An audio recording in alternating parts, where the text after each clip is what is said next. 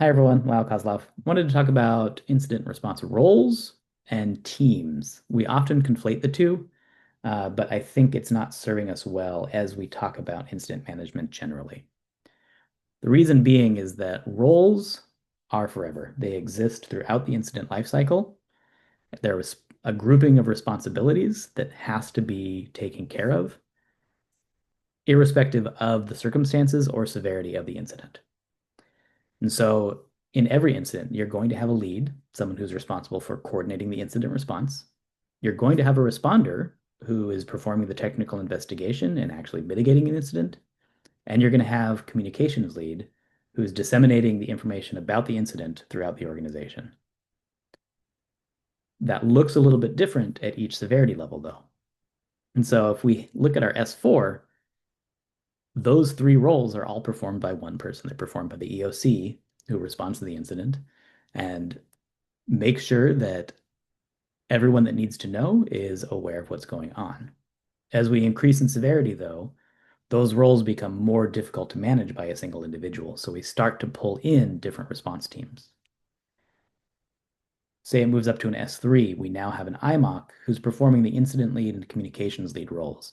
They're coordinating the incident, making sure information is getting out there, potentially mobilizing additional folks, while the EOC is hands on keyboard making sure that things are getting resolved. We increase in severity again, and we may have three individuals playing these three different roles.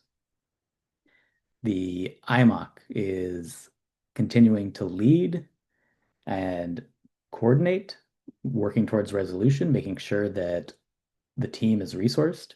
The incident responder or responders are continuing that technical investigation. And now we have a third individual who is focusing on communications, potentially talking with customers, getting an idea of the impact of the incident, and making sure wider GitLab's involved.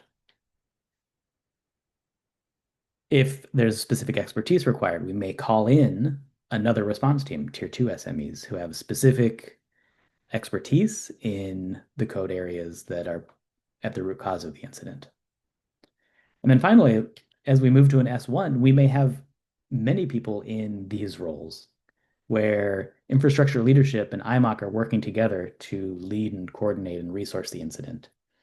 EOC and tier 2 SMEs are hands on keyboard making sure things are getting fixed. And the infrastructure liaison is communicating with E-group while the CMOC continues to work with customers. The mapping between these response teams and the roles, though, is not static. And so we can't continue to use the response team's role, the response team name to describe the roles that they're playing. This will become more important as we start to move around the response teams. Again, roles are evergreen. Response teams can be changed. Thank you.